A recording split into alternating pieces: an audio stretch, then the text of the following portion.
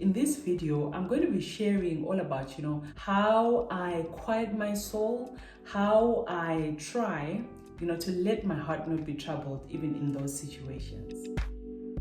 I'm sure we've all been through those situations that are seemingly beyond us, where you can't really seem to, see your way forward or map your way forward or influence, the situation in any way. That can be a very painful place. And one sure way of getting confused, frustrated, depressed, you name it, is when we try to figure out things that we were never meant to figure out. And for me, during those seasons, I find so much comfort in Psalms 131. First of all, he confirms that, there are things that are beyond us, the things that we have no control over. And he actually gives us a prescription of how to go about, those times and those situations. So firstly, he says that, I don't concern myself with things too wonderful for me, things beyond me. So when I'm faced with those type of situations, I find so much strength, in just humbling myself before the Lord. This is all about really acknowledging that, I am limited. I don't know it all. I don't have all the answers. In and of myself, I don't really have the strength to influence, the situation in a positive manner. So we have to make that choice to acknowledge God even in that situation, to say, yes, I am limited, but God, you're stronger. Yes, I feel this way, but God, I know that you're with me. God, I know that you're empowering me. God, I know that you can make things better.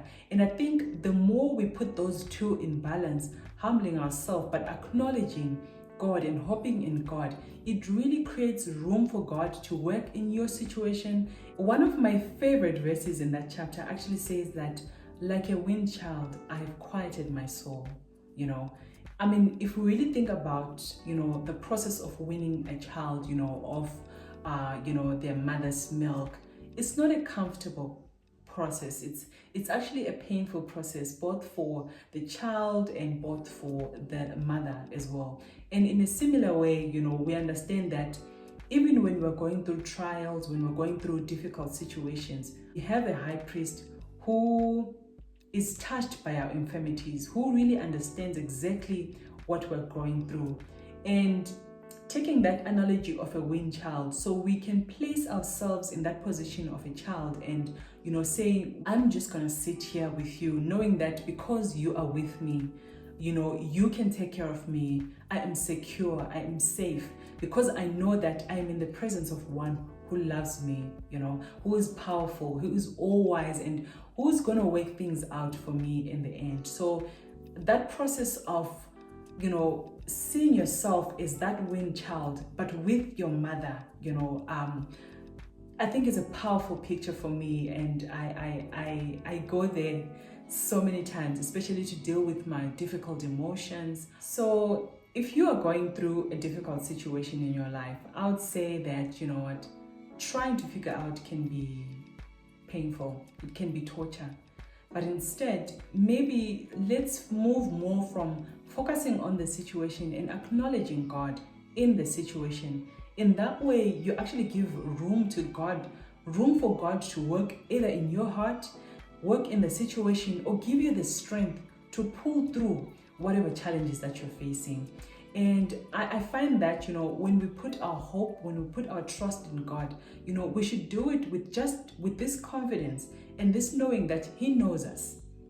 He loves us. He is a good God. He is more than willing and able to pull us through those difficult situations. I think we were never designed to experience the full effect of the fallenness of this world. And that's why Christ came, so that He can take away the sting and the pain, that we go through. And the more we run to Him for our solutions, I think the easier, we can get through our trials, and even the easier we can guard our heart, or we can settle ourselves on the inside. So I hope you've been encouraged, and thanks so much, guys, for watching.